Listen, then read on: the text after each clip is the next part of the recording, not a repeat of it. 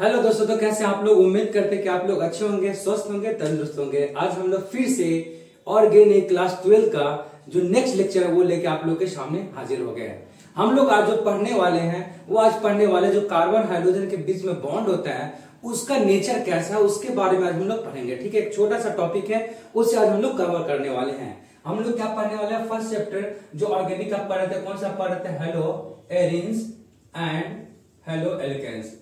Hello alkenes इसको हम लोग पढ़ रहे थे। ये मेरा क्या पहला चैप्टर है, हेलो एल्केन्स। हेलो किसी को पहले बोले कोई दिक्कत नहीं है। ये मेरा पहला चैप्टर है, कौन सा, क्लास 12 का ऑर्गेनिक का। इसमें हम लोग कुछ पीछे पढ़ चुके थे। आज मेरा जो नया टॉपिक है उसका नाम है कार्बन हाइड्रोजन बॉन्ड का, carbon hydrogen bond, nature of carbon hydrogen bond. ऐसे करें तो सबसे अच्छा रहेगा। जो टॉपिक हम लोग को पढ़ना है एनसीईआरटी का, वह nature of carbon hydrogen bond. इसके बारे में क्या करना है, हम लोग को डिटेल से पढ़ना है इसके बारे में। ठीक है, हम लोग इतना पीछे अभी तक पढ़ चुके हैं। जो भी कार्बन की बात हो रहा है यहाँ पे, कार्बन का मतलब किस तरह की बात है, हाइड्रोकार्बन की बात हो रहा है। मतलब यहाँ पे सिर्फ अकेला कार्बन नहीं है, कार्बन के साथ और क्या, कार्बन के साथ यहाँ पे हाइड्रोजन भी है। इसलिए ऐसे कंपाउंड को हम लोग क्या बोलेंगे, हाइड्रोकार्बन बोलेंगे। ठीक है, तो यहाँ पे जो कार्बन हो रहा है उसके साथ कौन अटैच है, हाइड्रोजन पहले से अटैच है। और इस चैप्टर में जो पढ़ना है किसको, एरिन, हेलो को पढ़ना। गौर से देखिए, यहाँ पे दोनों में क्या हेलो लिखा हुआ है, यहाँ पे हेलो लिखा हुआ है। हेलो का मतलब ही होता है क्या होता है, हेलोजन। क्या होता है बाबू, हेलोजन होता है इसका मतलब। और एल्केन्स का मतलब होता है, यहाँ पे अल्केन का बात कर रहा है। एरिन्स का मतलब होता है रिंग में जो बेंजीन की बात करता है उसका। ठीक है, अब यहाँ पे हम लोग क्या करते हैं देखते हैं। यहाँ पे कार्बन का मतलब क्या है, कार्बन का मतलब ये गौर से देखिए, ये ऐसे लिखा हुआ है। क्या, ऐसे लिखा हुआ है। कैसे लिखा हुआ है, ऐसे करके ऐसे लिखा हुआ है।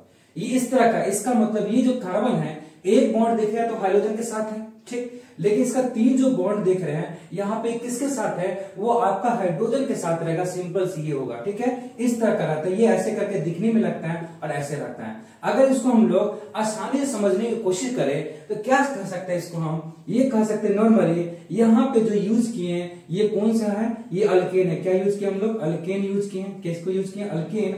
अब प्लस में हम अल्केन को किसके साथ रिएक्शन कराएं, सिंपल से देखने से लग रहा है किसको नहीं, यहाँ पे हाइड्रोजन है, हाइड्रोजन का रिएक्शन क्या किए, करवाएं। किसके साथ, अल्केन के साथ हाइड्रोजन का रिएक्शन कराएं। इसका मतलब जो प्रोडक्ट बनेगा वो ये प्रोडक्ट मिलके बना हुआ है। आगे समझ में, मतलब हम लोग अल्केन को हाइड्रोजन के साथ रिएक्शन करेंगे, जो यहाँ प्रोडक्ट बन के आएगा वो किसके बराबर होगा, वो इसके क्या होगा, इसके इक्विवेलेंट होगा। मतलब इसी से रिलेटेड वहां पे कंपाउंड बनेगा। आगे समझ में, गौर से देखिए, जैसे अल्केन का हम लोग जानते हैं सूत्र क्या होता है, फॉर्मूला CnH2n+2। ये क्या होता है, अल्केन का होता है। गौर से देखिए, हाइड्रोजन क्या होता है, सूत्र H2 होता है। यहाँ पे हाइड्रोजन कौन ले सकते हैं हम लोग, फ्लोरीन, क्लोरीन, ब्रोमीन, आयोडीन सब ले सकते हैं। लेकिन इस सब में सबसे ज्यादा हम लोग पूरे ऑर्गेनिक में यूज जो करते हैं हाइड्रोजन, वो दो ही हाइड्रोजन है, एक क्लोरीन है, दूसरा ब्रोमीन है। यही दोनों से फ्लाइड को हम लोग यूज करते हैं। ठीक, लेकिन हम सबका यूज कर सकते हैं, कोई दिक्कत नहीं है। ठीक है,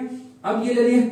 अब गौर से देखिए, इसका लिखने का मतलब गौर से देखिए, जितना कार्बन होगा उसका दुगुना में 2 जोड़ देंगे तो हाइड्रोजन का संख्या होगा। आगे समझ में, मतलब अगर मान लीजिए हम कार्बन की संख्या कितना ले रहे हैं, एक कार्बन ले रहे हैं, कितना ले रहे हैं बाबू, एक कार्बन ले रहे हैं। हाइड्रोजन कितना होगा, दुगुना होगा उसका, और उसमें 2 जोड़ दीजिएगा उतना हाइड्रोजन की संख्या हो जाएगा। इसका मतलब मान लीजिए हम यहाँ n बराबर 1 ले लिए, इसका मतलब यहाँ पे कार्बन 1 हो जाएगा, हाइड्रोजन कितना होगा 2, यहाँ पे 1 रखेंगे, यहाँ पे जुड़ जाएगा, कितना हो जाएगा 4 हो जाएगा। प्लस क्या हो जाएगा यहाँ पे, गौर से देखिए, ये X2 हम क्या करें, यहाँ पे आराम से हम किसी को रख ले, क्लोरीन को ही रख लेते हैं। किस रूप में, Cl2 के रूप में रख लिए। इस रूप में रख लिए कि नहीं रख लिए। अब ये क्या करेगा, यही सेम रिएक्शन करेगा। क्या करेगा बाबू, यही सेम रिएक्शन करेगा। इसको और क्या करें, इसको और हम लोग क्या करते हैं, इजी में और कर दें। लीजिए इसको ऐसे करके बना देते हैं। देखिए कैसे, इसका स्ट्रक्चर देखिए, हाइड्रोजन ऐसे रहेगा।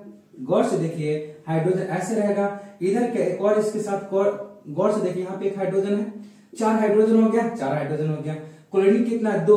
क्लोरीन को हम लोग ऐसे लिख सकते हैं, कोई दिक्कत नहीं, दिक्कत है। अब क्या करेंगे हम लोग, यहां से इसका हाइड्रोजन का एक बॉन्ड और क्लोरीन का एक बॉन्ड, ये दोनों क्या करे, एक दूसरे के साथ मिलेगा तो क्या करेगा, एक नया तरह का कंपाउंड बना देगा। बता चुके हैं, ये दोनों के बीच में क्या करेगा, एक बॉन्ड बनेगा। हम लोग जानते हैं जब भी हम लोग को बॉन्ड बनाना, बॉन्ड का मतलब बंधन होता है, जब भी बंधन होना चाहिए तो कम से कम हम लोग को 2 इलेक्ट्रॉन होना चाहिए। कितना, 2 इलेक्ट्रॉन। ये नहीं कि दोनों इलेक्ट्रॉन एक ही एलिमेंट पे होगा, ऐसा नहीं।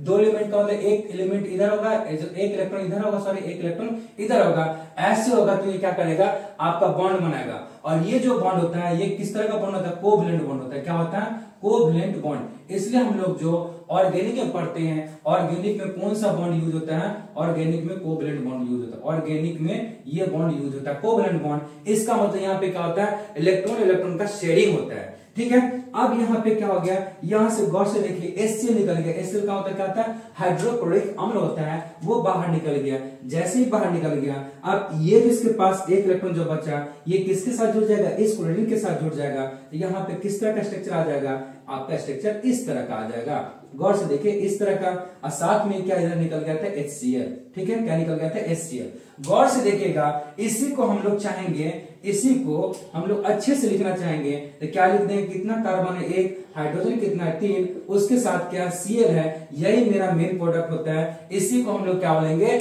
इसी यही एक क्या अल्काइल हैलाइड का एक रूप है, जिसमें यहाँ पे कार्बन की संख्या मालूम है, इसलिए इसे अल्काइल हैलाइड ना करके जितना कार्बन उसके हिसाब से उसका नाम बोल देंगे। गौर से देखिए यहाँ पे कार्बन की संख्या कितना है, कार्बन की संख्या 1 है। हम बता चुके हैं कौन सा ग्रुप का, अल्केन ग्रुप का है। अल्केन में अगर एक कार्बन हो तो उसको मेथ बोलते हैं, और यहाँ पे क्या लगा हुआ, इन लगा हुआ है, तो क्या आ जाएगा, मेथेन हो जाएगा, ठीक। लेकिन बाबू यहाँ गौर से देखिएगा, जब कार्बन अकेला होगा, जैसे यहाँ पे उसको मेथेन बोले, क्या बोले यहाँ पे, क्यों, क्योंकि इसके साथ सिर्फ कार्बन है और हाइड्रोजन है, साथ में और कोई दूसरा एलिमेंट इसे नहीं जुड़ा हुआ है, इसलिए क्या होगा, नॉर्मल इसको हम लोग क्या मेथेन बोलेंगे। क्या बोलेंगे इसे बाबू, इसे नॉर्मल, इसे हम चाहेंगे तो क्या बोलेंगे, मेथेन बोलेंगे। क्या बोलेंगे बाबू, इसे मेथेन बोलेंगे। और ये क्या है, इसे हम लोग क्लोरीन बोलेंगे। क्या बोलेंगे, इसे हम लोग क्लोरीन बोलेंगे, CHLORIN, क्लोरीन बोलेंगे, इसे नॉर्मल क्लोरीन बोलेंगे। अब क्या करेंगे, जब ये दोनों एक दूसरे का रिएक्शन करेगा तो इसका एक हाइड्रोजन, इसका एक क्लोरीन, दोनों मिलकर अलग हो जाएगा और एक कंपाउंड बनाएगा, हाइड्रोक्लोरिक अम्ल बनाएगा। और एक जो इसका जो क्लोरीन है इसके साथ जुड़ जाएगा, तो इसका एक हाइड्रोजन खत्म, इसका एक क्लोरीन खत्म, ये मिलेगा, तो यहाँ पे क्या हो जाएगा, आप ये मेथेन ना होके क्या हो जाएगा, मिथाइल हो जाएगा। क्या हो जाएगा बाबू, यहाँ पे मेथेन ना होके इसको हम क्या बोल देंगे, मिथाइल बोल देंगे। इसका मतलब इसका नाम क्या हो गया, इसका नाम हो गया मिथाइल हो गया। क्या हो गया बाबू, मिथाइल हो गया। और ये क्या हो गया, क्लोरीन ना होके क्लोराइड हो जाएगा। क्या हो जाएगा, क्लोरीन ना होके क्लोराइड हो जाएगा। आ गया समझ में, ये इसका क्या होता है, इसका स्ट्रक्चर होता है। ऐसे करके क्या करते हैं हम लोग, कोई भी किसी तरह का हाइड्रोकार्बन है अगर किसी के साथ रिएक्शन करेगा वो इसी तरह का काम करेगा। हम लोग ये चैप्टर पढ़ रहे हैं, ये चैप्टर में किसका बात कर रहा है, हेलोअल्केन की बात कर रहा है। मतलब यहाँ पे अल्केन के साथ हाइड्रोजन ग्रुप ही जुटेगा, सिर्फ ऐसा रिएक्शन की बात कर रहा है, हेलो एरेंस की बात कर रहा है। इसका मतलब इस चैप्टर में सिर्फ अल्केन के साथ, यहाँ एरियंस के साथ मतलब बेंजीन के साथ सिर्फ हाइड्रोजन की बात करेगा, तो हम लोग ऐसे करके बात करेंगे। आगे समझ में, तो 12 बता रहे बाबू, 12 समझिएगा। जब अल्केन, क्या बोले, जब अल्केन में कोई और ग्रुप न जुड़ा हो तो नॉर्मल जो बोलते वही बोलेंगे। जैसे यहाँ पे गौर से देखिए, इस कार्बन के साथ सिर्फ हाइड्रोजन ऐड है, इसके साथ सिर्फ हाइड्रोजन ही है, इसलिए इसे हम क्या बोलेंगे, मेथेन बोलेंगे। लेकिन जैसे इसका एक हाइड्रोजन हटा, जैसे इसका एक हाइड्रोजन हटा, जितना भी हाइड्रोजन हटा, अगर ये अल्केन के फॉर्म में है तो मिथाइल कहलाएगा। क्या कहलाएगा, मिथाइल कहलाएगा। क्यों, क्योंकि इसका एक हाइड्रोजन हट चुका है, इसलिए इसको अल्केन ना बोल के इसे क्या बोलेंगे, सब मीथेन ना बोल के इसका मिथाइल बोलेंगे। इसी तरह से क्लोरीन जब अकेला है, इस रूप में है नॉर्मल, जब स्वतंत्र रूप में रहता है क्लोरीन तो उसे क्लोरीन गैस बोलते हैं। लेकिन जैसे किसी के साथ जब ऐड होता है उसे हम लोग क्लोराइड बोलते हैं। इसी तरह से कोई भी किसी तरह का गैस हो, जब भी किसी के साथ क्या करेगा, अकेला है तो उसका जो नाम है वही रहेगा, लेकिन जैसे किसी के साथ वो रिएक्शन करके कंबाइन होगा उसमें आइड लग जाता है। क्या लगता है बाबू, आइड लगता है। जैसे ऑक्सीजन है, अकेला ऑक्सीजन है, लेकिन जब किसी के साथ आएगा तो उसका नाम क्या होता है, ऑक्साइड हो जाता है। उसी तरह फ्लोरीन है, फ्लोराइड हो जाएगा, ब्रोमीन है, ब्रोमाइड हो जाएगा, नाइट्रोजन है, नाइट्राइड हो जाएगा। अगर समझ में, ये इस तरह का तरीका होता है हम लोग को पकड़ने का। ये आप समझ में आ गया। तो हम लोग यहाँ पे बात करेंगे इसी का, कोई भी कारण हम एक कारण लेके बताए। अब क्या करेंगे, हम लोग एक दो कारण और लेके बताते हैं और उसके बाद क्या करते हैं, नेचर के बारे में बताते हैं। ठीक है, बहुत छोटा टॉपिक है, अच्छे से क्या करना है, इसको अच्छे से कवर करना है, अच्छे से कंसेप्ट को समझना है। ठीक है, हम क्या करते हैं, अब इसे इसको इरेज करते हैं, इसको और अच्छे से क्या करते हैं हम लोग और अच्छे समझते हैं। ये तो इसका समझने का एक पहला तरीका था। और क्या करते हैं, किसी को समझ में से ना आया हो तो इसको और क्या करें हम लोग और बखूबी से इसे समझने की हम लोग कोशिश करते हैं। जैसे देखिए आप क्या करें, जैसे यहाँ पे हम लोग किसी को ले, आप क्या करें, हम लोग क्या बात करें थे CnH2n +2। अब प्लस में यहाँ पे हाइड्रोजन था, जो भी यहाँ पे बनेगा, यहाँ पे जो गौर से देखिए अल्केन ग्रुप है, यहाँ पे क्या बनेगा अल्काइल, अल्काइल यहाँ पे हाइड्रोजन था, इसके क्या हो जाएगा अल्काइल हलाइड हो जाएगा। क्या हो जाएगा बाबू यहाँ पे अल्काइल हलाइड हो जाएगा। जो ये दोनों से मिलके जो प्रोडक्ट बनेगा ये अल्काइल हलाइड का प्रोडक्ट बनेगा। अब देखिए हम क्या करते हैं ना, यहाँ पे 2 कार्बन लेके करते हैं, ठीक है। एक लास्ट देखते हैं उसका, फिर इसका नीचे समझते हैं। अगर मान लीजिए n बराबर 2 लिए, इसका मतलब n का मतलब होता है कार्बन की संख्या होता है। किसकी बात होता है, कार्बन की संख्या होता है। तो यहाँ पे कार्बन की संख्या हम लोग कितना लिए हैं, कार्बन की संख्या यहाँ पे 2 लिए हैं। इसका मतलब जैसे हम कार्बन 2 लेंगे, हाइड्रोजन यहाँ पे कितना 2 गुना 2 4 हो जाएगा, 2 6 हो गया। ये क्या हो गया, इसका हो गया। गौर से यहाँ पे इसकी जगह पे हम क्लोरीन ले लेंगे, क्लोरीन ले चुके इसलिए आप यहाँ पे ब्रोमीन ले लीजिए, अलग अलग करके बनाते हैं। आप गौर से देखिए इसका क्या करते हैं, फिर से स्ट्रक्चर दिखाते हैं, बहुत बारीकी से समझते हैं, ठीक है। जितना बेसिक हो सके उसको उतना ले जाते हैं। गौर से तो पहले देखिए इसका नाम क्या लिख देते हैं, पहले इसका नाम हम लोग लिखते हैं, फिर आगे बढ़ते हैं। इसका नाम 2 कार्बन है, 2 को हम लोग एथ बोलते हैं। क्या बोलते हैं वो एथ बोलते हैं। और ये अल्केन समूह का इसलिए यहाँ पे एन लग जाएगा, इथेन हो गया। और गौर से देखिए ये क्या है, ब्रोमीन गैस है। क्या बाबू इसका नाम है, ब्रोमीन नाम है। क्या नाम है इसको, ब्रोमीन नाम है। गैस होता है, हमेशा वो क्या करता है, अकेला नहीं रहता है, वो कंबाइंड फॉर्म में रहता है गैस, इसलिए 2 के रूप में। आगे समझ में।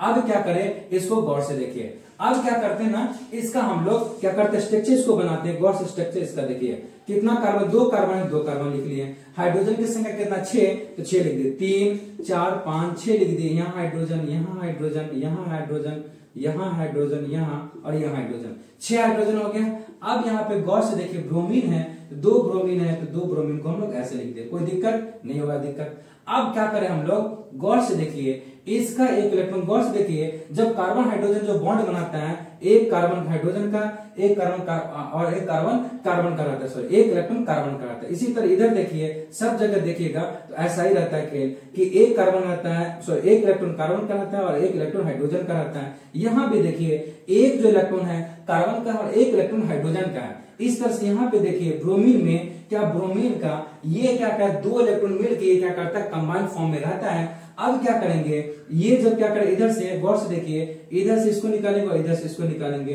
कोई बोलेगा ऐसे कैसे निकाल सकते हैं आप, हम बोले सिंपली आसानी से निकाल सकते हैं। क्यों, क्योंकि ब्रोमीन होता है वो नॉन मेटल, हम बता चुके आप लोग को कि नॉन मेटल होता है, उस पर निगेटिव चार्ज ज्यादा प्रेफरेंस करता है रहने के लिए, इसलिए इस पे क्या होगा, निगेटिव चार्ज होगा। आगे समझ में। और हाइड्रोजन होता है, हाइड्रोजन भी नॉन मेटल होता है, लेकिन हाइड्रोजन और ब्रोमीन के केस में देखा जाए, ब्रोमीन हाइड्रोजन से बहुत ज्यादा इलेक्ट्रोनिगेटिविटी होता है, इसके कारण ब्रोमीन पे बहुत ज्यादा निगेटिव होगा। जब इस पे ज्यादा निगेटिव होगा, इस पे भी निगेटिव होता है, इसकी अपेक्षा इस पे कम निगेटिव होगा, इसलिए इसको हम लोग क्या कर देंगे, प्लस कर देंगे। आगे समझ में, ये इसका रीजन था। अब देखिए यहाँ पे क्या होता है, हम लोग जानते हैं कि जब भी कोई कंपाउंड फॉर्म होता है तो उसमें एक प्लस पार्ट होता है, दूसरा क्या होता है, माइनस पार्ट होता है। तो हमको एक माइनस पार्ट मिल गया, एक प्लस पार्ट मिल गया, इसलिए ये बाहर किस रूप में निकल जाता है, बाहर HBr के रूप में निकल जाएगा। किस रूप में, HBr के रूप में, हाइड्रोजन ब्रोमाइड के रूप में निकल जाएगा। तो हम लोग का मेन प्रोडक्ट क्या बचेगा, मेन प्रोडक्ट बचेगा, गौर से देखिए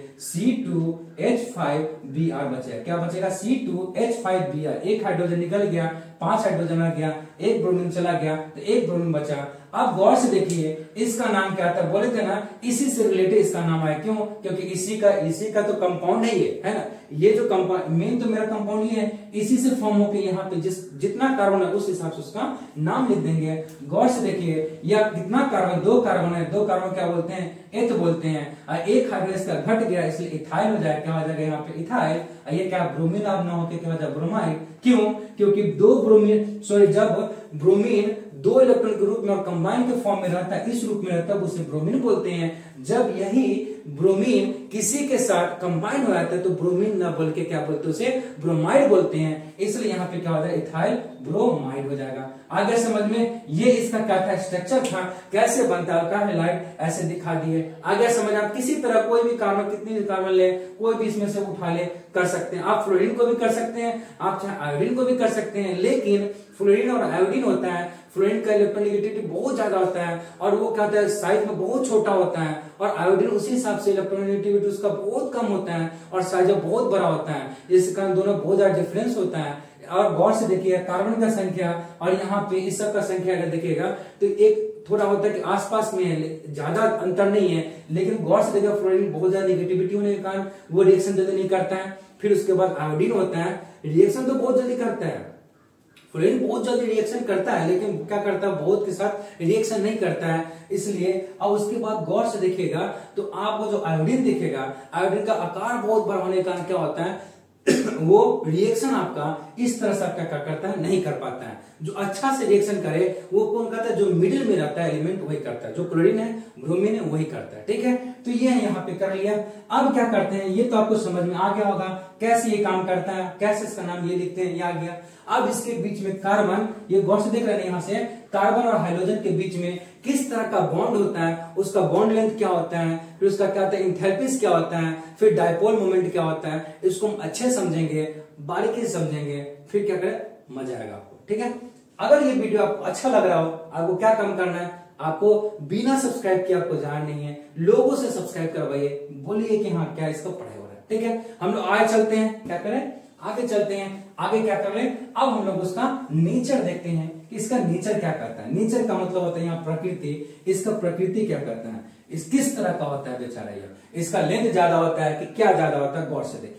एक और चीज बता दें आप लोग को कि ये गौर से देखिए हाइड्रोजन लिखा है ना, हाइड्रोजन आपका ग्रुप नंबर 17 होता है। कौन सा ग्रुप होता है, ग्रुप नंबर ये 17 होता है। हाइड्रोजन कौन सा ग्रुप होता है, ग्रुप नंबर 17 होता है। जब ग्रुप नंबर 17 है तो इसका नाम होता है इसमें फ्लोरीन, क्लोरीन, ब्रोमीन, आयोडीन। ये क्या होता है, इसमें फ्लोरीन फिर कल बार IRT ये होता है, 5 इसमें होता है, लेकिन मेनली हम किसको लेते हैं, यही 4 को लेते हैं। उसमें भी हम लोग 4 में से सिर्फ 2 को ज्यादा यूज करते हैं रिएक्शन करते समय, ये दोनों को ज्यादा नहीं लेते हैं। रीजन क्यों देखिए, क्योंकि इसका जो परमाणु संख्या 9 है, इसका बोलिएगा तो 17 है, इसका बोलिएगा तो 35 है, इसका बोलिएगा तो कितना जोड़ लीजिए 8 5 13 53 है, ऐसे करके से 32 जोड़िएगा तो कितना हो जाएगा इसमें 85 है। ऐसे करके इसका ये क्या एटॉमिक नंबर है। गौर से देखिएगा जैसे जैसे हम लोग ऊपर से नीचे आते, क्या आते बाबू, जैसे जैसे हम लोग ऊपर से नीचे की तरफ आते हैं पीरियोडिक टेबल में, टॉप से बॉटम आते किसी भी ग्रुप में क्या होता है, एटॉमिक नंबर बहुत तेजी से बढ़ता है। क्या होता है बाबू, एटॉमिक नंबर बहुत तेजी से बढ़ता है। क्या होता है, एटॉमिक नंबर बहुत तेजी से बढ़ता है। तो यहाँ पे लिख देते हैं टॉप टू बॉटम, इधर लिखते हैं कि हम लोग क्या करते हैं कि टॉप टू बॉटम, क्या होता है टॉप टू बॉटम जाने पर क्या होता है एटॉमिक नंबर, क्या होता है बाबू एटॉमिक नंबर बहुत तेजी से क्या होता है इंक्रीज करता है। क्या होता है बहुत तेजी से इंक्रीज करता है। क्यों होता है, क्यों कि जैसे हम लोग नीचे आते हैं एटॉमिक नंबर क्यों बढ़ता है, क्योंकि इलेक्ट्रॉन की जो संख्या है, इलेक्ट्रॉन की संख्या जो है वो क्या करता है बहुत तेजी से क्या करता है इंक्रीज करता है, इसलिए एटॉमिक नंबर बढ़ता है। जब एटॉमिक नंबर बढ़ेगा तो क्या होता है एटॉमिक मास ऑटोमेटिकली ज्यादा बढ़ेगा। इसका मतलब एटॉमिक मास भी क्या होगा बाबू, एटॉमिक मास भी क्या करता है बहुत तेजी से क्या करता है इंक्रीज करता है। सिंपल सी बात देखने से क्या लगता है कि जो एटॉमिक नंबर होता है वो समानुपाती किसका होता है, एटॉमिक मास का होता है। किसका होता है बाबू, एटॉमिक मास का होता है। इसका मतलब आपका एटॉमिक नंबर बढ़ेगा, एटॉमिक मास ऑटोमेटिक बढ़ेगा। इसलिए क्या होता है ये जैसे जैसे नीचे जाएगा तो बहुत बढ़ेगा। दूसरा ये तो एक रीजन लिख दिए। दूसरा कि टॉप से बॉटम जाने पर, किस बाबू, टॉप से बॉटम जाने पर इलेक्ट्रोनेगेटिविटी क्या होता है बहुत तेजी से घटता है। क्या होता है बाबू, आप लिखा भी चुके हैं, अगर किसी को नहीं मालूम है मेरा एक लेक्चर दे चुके हैं, वीडियो डाल चुके हैं, आप उसमें जाइए और देखिए वहां इलेक्ट्रोनेगेटिविटी कैसे बताया है। वो देखिएगा ना, वो अप्रॉक्स वैल्यू, एग्जैक्ट वैल्यू नहीं है, अप्रॉक्स वैल्यू है। आप उसके थ्रू आप क्या कर आसानी से आप उसको रिलेट करके याद कर सकते हैं। ठीक है, आपको क्वेश्चन में कभी ये नहीं पूछेगा इसका वैल्यू कितना होता है, लेकिन ये पूछेगा कि हाँ सबसे ज्यादा इलेक्ट्रोनेगेटिविटी एलिमेंट किसमें पाया जाता है, ये पूछ सकता है। ठीक है, हम अब बता चुके, ये तो हो गया। अब इसका सेकंड देखते हैं क्या करते हैं, ये देख लिए। फिर क्या करते हैं, इसको हम लोग तो मिटाते हैं, जगह की कमी है। अब क्या करते हैं, यहाँ पे हम दिखाते हैं। अगर ये इसकी बात करें, किसकी, अगर बात करें किसका, इसका बात करें इलेक्ट्रोनेगेटिविटी का, किसका बात करें, टॉप टू बॉटम जाने पर, टॉप टू बॉटम जाने पे बाबू सुनिएगा, टॉप टू बॉटम जाने पे इलेक्ट्रोनेगेटिविटी क्या होता है बाबू, इलेक्ट्रोनेगेटिविटी जो होता है ये क्या होता है बहुत तेजी से क्या होता है डाउन करता है। मतलब क्या करता है बहुत तेजी से घटता है। टॉप से बॉटम जाने पे घटता है। सबसे ज्यादा इलेक्ट्रोनेगेटिव किसका होता है? फ्लोरीन का। जो फ्लोरीन लिखा हुआ है ना, उसका इलेक्ट्रोनेगेटिविटी सबसे ज्यादा होता है। किसका होता है? फ्लोरीन का सबसे ज्यादा होता है। और इसी ग्रुप में सबसे ज्यादा कम किसका होता है? सबसे कम किसका होता है? आयोडीन का होता है। इलेक्ट्रोनेगेटिविटी सबसे कम किसका होता है? इसका होता है, आयोडीन का होता है। सबसे ज्यादा किसका होता है? तो फ्लोरीन का होता है। ये हम लोग देख चुके हैं। अब गौर से देखिए, फ्लोरीन का इलेक्ट्रोनेगेटिविटी ज्यादा। गौर से देखिए क्या बोल रहे हैं, फ्लोरीन का इलेक्ट्रोनेगेटिविटी ज्यादा। यहाँ पे लिखते हैं फ्लोरीन का दो चीज है, एक तो इलेक्ट्रोनेगेटिविटी ज्यादा है, दूसरा इसका एटॉमिक जो नंबर था या एटॉमिक मास बोलिए, एटॉमिक नंबर या एटॉमिक मास बोलिए, ये भी क्या है? बहुत कम है। गौर से देखिएगा, ये क्या है? एटॉमिक मास क्या है इसका? बहुत कम है। क्यों? क्योंकि एटॉमिक नंबर बहुत कम है। इस ग्रुप में देखिए सबसे कम एटॉमिक नंबर किसका है? फ्लोरीन का है। जब इसका फ्लोरीन का एटॉमिक नंबर बहुत कम होगा तो उसका क्या होगा? इलेक्ट्रोनेगेटिविटी ज्यादा होगा। सबसे ज्यादा किसका है? गौर से देखिएगा, इधर अगर आयोडीन तक लेके चलिए, आयोडीन का क्या होता है? सबसे ज्यादा होता है एटॉमिक नंबर, इसका एटॉमिक मास भी ज्यादा होगा। वो ज्यादा होता है, इलेक्ट्रोनेगेटिविटी क्या होता है इसका बोलेंगे एटॉमिक मास भी ज्यादा होता है। इसका क्या होता है? एटॉमिक मास बहुत ज्यादा होता है, बहुत ज्यादा होता है। जिसके कारण क्या होता है? गौर से देखिएगा, जिसके कारण इसका इलेक्ट्रोनेगेटिविटी क्या होता है? बहुत कम होता है। ये सब रीजन होने के कारण। दूसरा, ये गौर से देखिएगा, जो बता रहा फ्लोरीन जो होता है, गौर से देखिए, फ्लोरीन इसका क्या होता है? साइज बहुत छोटा होता है। मास जब क्या होता है? इसका क्या होता है? साइज जो बोले बहुत ज्यादा क्या होता है? छोटा होता है। साइज का छोटा होता है। साइज छोटा होता है, उतना ही साइज में क्या होता है? इसके पास 9 इलेक्ट्रॉन होते हैं। तो साइज छोटा होता है, तो जो इलेक्ट्रॉन होते हैं एक दूसरे से डेंस रहते हैं, बहुत एक दूसरे के नजदीक रहते हैं। इलेक्ट्रॉन क्या करते हैं? एक दूसरे से बहुत नजदीक रहते हैं। 2 इलेक्ट्रॉन तो यहाँ हुआ, अगले वाला में कितना होगा? अगले वाला फिर इलेक्ट्रॉन होगा, ऐसे करके रहता है। तो क्या होता है? डेंस इलेक्ट्रॉन होता है ज्यादा, क्यों? साइज छोटा, इलेक्ट्रॉन तो वही है, 9 इलेक्ट्रॉन है, उसको रखना पड़ेगा। तो जगह कम होने के कारण क्या होता है? डेंस ज्यादा हो जाता है। इसके कारण क्या होता है? इसका इलेक्ट्रोनेगेटिविटी ज्यादा होता है। ठीक है, लेकिन जैसे जैसे क्या साइज बढ़ता है, जब साइज बढ़ेगा तो उसके पास ऑर्बिट भी बहुत ज्यादा आएगा। जब ऑर्बिट ज्यादा उसके पास होगा तो इलेक्ट्रॉन रखने की जगह बहुत ज्यादा होगा। इससे कारण क्या होता है? उसका रिएक्शन करना या रिएक्टिविटी होता है उसका क्या होता है? बहुत कम जाता है। आगे समझ में, इसके पीछे का रीजन यही है कि जो फ्लोरीन होता है उसका साइज छोटा होता है। साइज छोटा होने के कारण क्या होता है कि इलेक्ट्रॉन होता है वो उसके पास कम सेल होते हैं, कम ही सेल में इलेक्ट्रॉन को रखना पड़ता है, जिसके कारण वह डेंस हो जाता है। इलेक्ट्रॉन जब नजदीक में तो डेंस होगा। कैसे? अगर मान लीजिए एक छोटा हॉल है, अगर उसमें 50 लोग के रहने की जगह है, उसमें अगर 100 लोग को रख दिया जाए तो क्या बोले? बहुत घना हो गया, बहुत आबादी हो गया। सेम काम यहीं पे है। इसका साइज छोटा है, इलेक्ट्रॉन 9 है, इसके कारण क्या होता है? इसके सेल कम रहते हैं, इलेक्ट्रॉन का संख्या 9 है, उसको रखना पड़ता है, इसके कारण जगह कम रहती है। इसके कारण क्या होता है? डेंस हो जाता है। इसका साइज क्या होता है? डेंस। आकार इसका क्या होता है? डेंस होना। किसके कारण? इलेक्ट्रॉन के कारण, साइज छोटा होने के कारण। लेकिन जैसे से नीचे आते हैं वैसे वैसे इलेक्ट्रॉन की संख्या ही बढ़ता है, साथ में उसका साइज भी बढ़ता है। जैसे साइज बढ़ेगा तो क्या होगा? उसके पास सेल भी बहुत होगा। जब सेल बहुत होगा तो आसानी से इलेक्ट्रॉन को क्या करता है? अलग अलग सेल में आसानी से रख सकते हैं, जिसके कारण वो डेंस कम होता है। यही कारण है कि जब हम लोग ऊपर से नीचे आते हैं तो जो बोलेंगे रिएक्टिविटी बोलेंगे किसका ज्यादा है? तो जैसे जैसे क्या होता है? साइज बढ़ता है तो रिएक्टिविटी क्या होता है? घटते जाता है। क्या होता है बाबू? घटते जाता है। तो यही कारण है इस ग्रुप में कि जब ऊपर से नीचे आते हैं तो रिएक्टिविटी क्या होता है? आयोडीन का बहुत ही कम हो जाता है। ये बहुत कम रिएक्शन करता है। क्या होता है? ये क्या करता है? आसानी से रिएक्टिविटी का मतलब है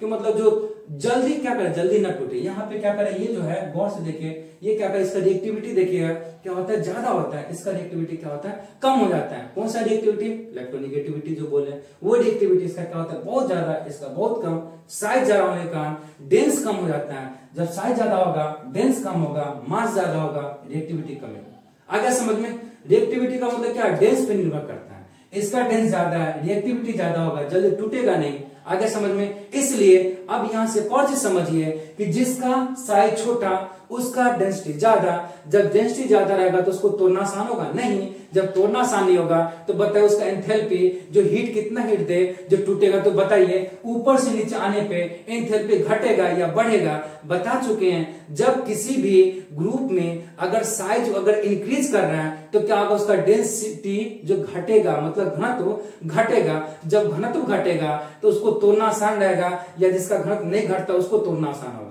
आपको पता चल गया आंसर कि जो फ्लोरीन है ये इसका डेंसिटी बहुत ही ज्यादा होता है, इसलिए इसको तोड़ना बहुत ही दिक्कत है। इसलिए इसका क्या बोलेंगे हम लोग?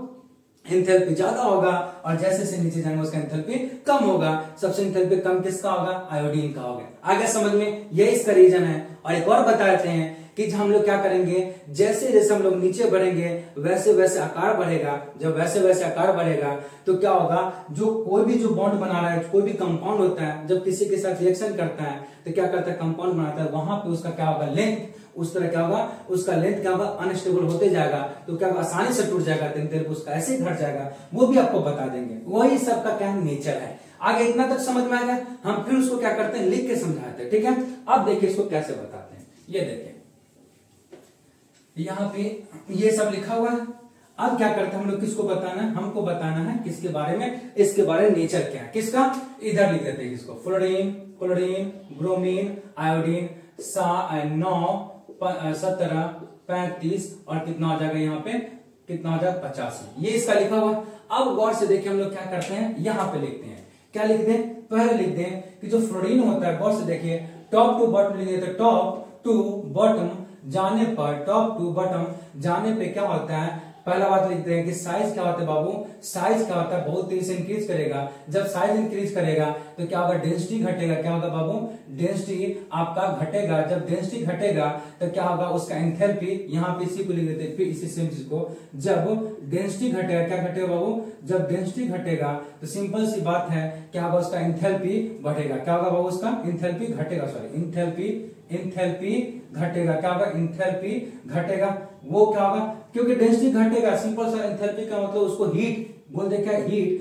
क्या कर देके जो आसानी से टूट जाए, तो क्या आसानी से टूट जाएगा, तो क्या होगा, उसका एंथैल्पी बहुत कम होगा। जब एंथैल्पी कम होगा तो बताइए उसका रिएक्टिविटी, जो इलेक्ट्रोनिगेटिविटी है, वो क्या इंक्रीज होगा। इसका मतलब वहां पे देखिएगा जो इसका इलेक्ट्रोनिगेटिविटी होता है, वो क्या होता है, वो भी डिक्रीज करेगा। इसका मतलब सिंपल सी बात है, अगर ग्रुप में क्या करें, अगर ग्रुप में टॉप से बॉटम जाने पे अगर साइज इंक्रीज कर रहा है, इसका मतलब उसके पास ऑर्बिट ज्यादा बढ़ रहा है, इलेक्ट्रॉन की संख्या ज्यादा बढ़ रहा है, तो डेंसिटी क्या होगा, कम होगा, क्योंकि इलेक्ट्रॉन का रखने का जगह बहुत ज्यादा हो जाएगा। तो डेंसिटी जैसे कम होगा, तो डेंसिटी कम होगा तो क्या होगा, उसका सिंपल से बोल सकते हैं, उसका एंथैल्पी क्या कमजोर हो जाएगा। क्यों, जो जहाज से डेंसिटी रहेगा उसी को तोड़ने में दिक्कत होगा। अगर मान लीजिए आपको क्या किया जाए, एक रस्सी दिया जाए, एक धागा दे दिया जाए, आपको बोले तोड़िए, आप आसानी से तोड़ दें, और 5-6 धागों एक साथ मिला के बोले तोड़ने के लिए, तोड़ पाएगा नहीं, जल्दी नहीं टूटेगा। क्यों, क्योंकि वहां पे उसका डेंसिटी बढ़ गया, डेंसिटी बढ़ जाने के कारण जल्दी नहीं टूटेगा, उसका लेंथ क्या होगा, मजबूती आ जाएगा उसमें। यही कारण है कि यहाँ क्या होगा, साइज जैसे बढ़ेगा उसके बीच का जो लेंथ होगा, बॉन्ड लेंथ, वो कमजोर होते जाएगा। क्यों, क्योंकि उसका डेंसिटी क्या होगा, घटते जाएगा।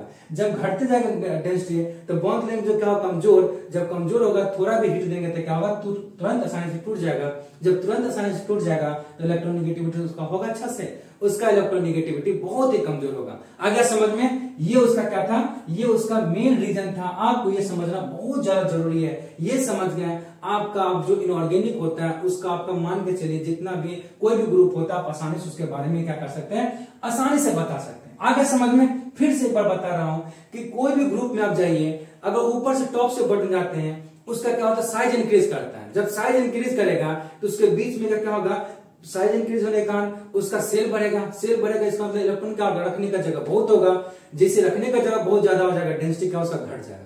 जैसी डेंसिटी घटेगा तो बॉन्ड लेंथ भी क्या होगा, धीरे धीरे कमजोर होगा। जब बॉन्ड लेंथ कमजोर होगा तो क्या कर, अगर हीट देना होगा तो क्या कर, हीट देके उसको आसानी से हम लोग तोड़ सकते हैं। जब आसानी से टूट जाएगा तो क्या कर सकते हैं, आराम से उसका क्या बोल सकते हैं, आराम से इलेक्ट्रोनिगेटिविटी उसका क्या हो जाएगा, कम, क्योंकि आसानी से टूट जाएगा तो इलेक्ट्रोनिगेटिविटी उसका क्या कम होगा।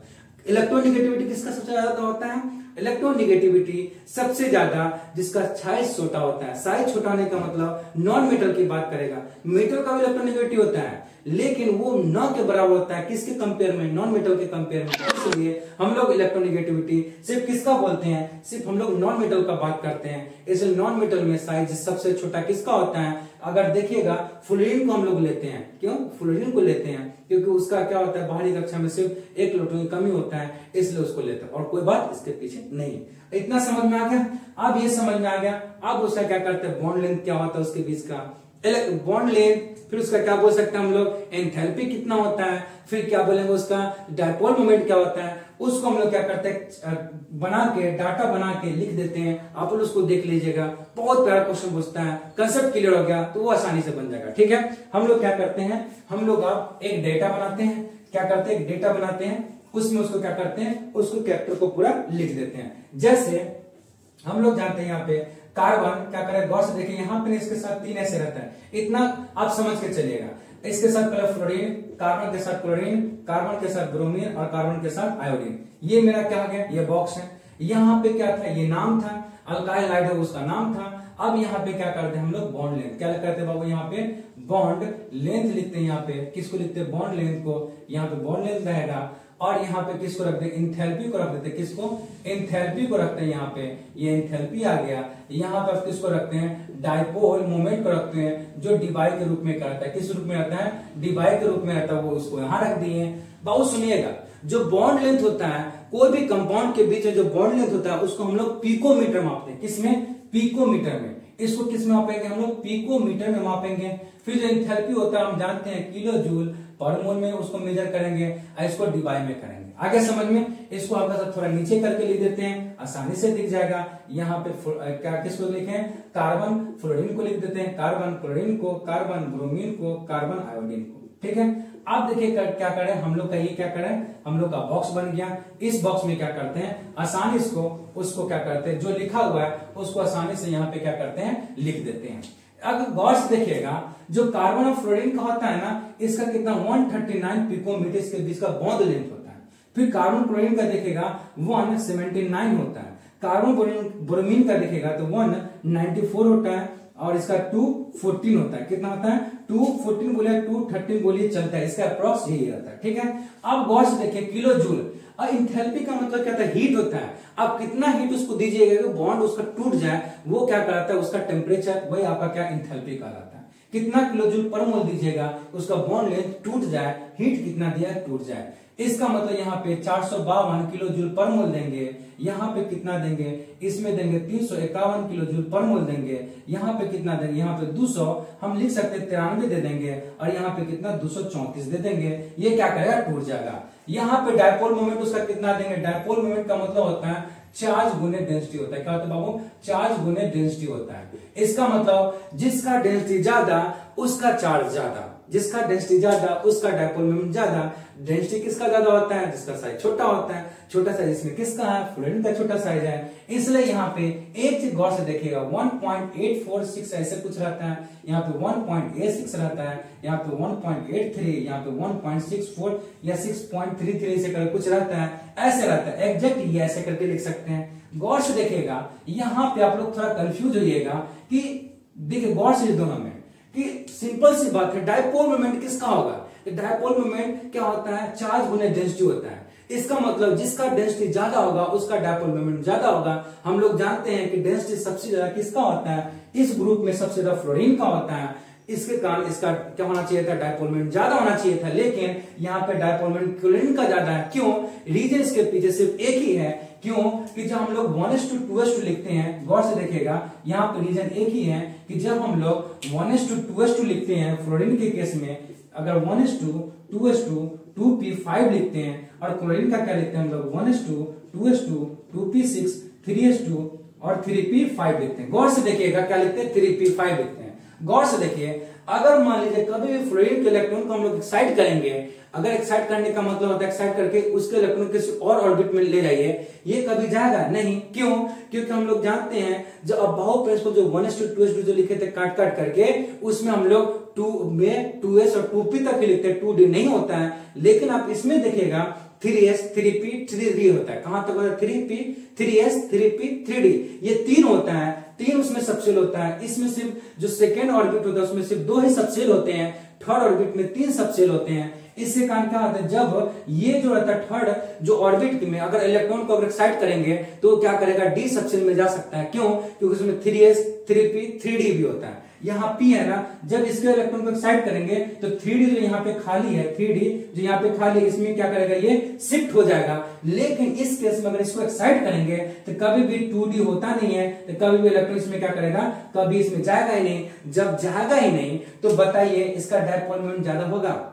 आगे समझ में, मेन रीजन इन दोनों के बीच में यही है, सिर्फ इस सब के बीच में, सिर्फ इसके बीच में यही है कि यहाँ पे क्या होता है, यहाँ पे इसका फ्लोरीन में देखिएगा उसका क्या होता है, डायपोल मोमेंट उसका क्या होता है ज्यादा, इसके अपेक्षा क्या होता है ज्यादा नहीं होता है। उसके पीछे का रीजन मेन यही है, इसके बाहरी कक्षा में d ऑर्बिटल नहीं है, लेकिन इसके बाहरी कक्षा में d ऑर्बिटल है, जिससे कारण क्या करता है, ये आपको जब इलेक्ट्रॉन को एक्साइट करेगा तो बाहरी कक्षा में जा सकता है, d सबशेल में जा सकता है, लेकिन ये नहीं ले जा सकता है। यही एक रीजन होता है जिससे कारण इसका डायपोल मोमेंट थोड़ा ज्यादा होता है इसके अपेक्षा, बाकी सब सेम रहता है। आगे समझ में, ये इसके पीछे का रीजन था। आज का हम लोग वीडियो यहीं तक रखते हैं। आपको अगर अच्छा वीडियो लगा अगर हम कुछ सीखे हैं, कुछ अच्छा कंसेप्ट सीखे हैं, आसानी वे में सीखे हैं, तो आपको एक काम करना है। बहुत लोग आते हैं, देखते हैं वीडियो को, लाइक से सब्सक्राइब नहीं करते हैं। आपको एक काम करना है, लाइक कीजिए, सब्सक्राइब कीजिए, शेयर जितना ज्यादा हो सके कर दीजिए। क्यों? क्योंकि मेहनत लगता है पढ़ाने में, आपको मेहनत लगेगा लिखने में, समझने में बहुत आसान है समझना। सिर्फ मेहनत लगेगा किसमें? लिखने में लगेगा, समझना बहुत आसान है। ठीक है, इसलिए आपको क्या करना है, एक काम पक्का करना है, वीडियो को देखिए, पसंद आ रहा हो सब्सक्राइब करके जरूर जाइएगा, शेयर करके भी जरूर जाइएगा, और लाइक तो पक्का करके जाइएगा। ठीक है, हम लोग फिर नेक्स्ट वीडियो में इसका नेक्स्ट लेक्चर के साथ फिर हाजिर होंगे। तब तक के लिए जय हिंद।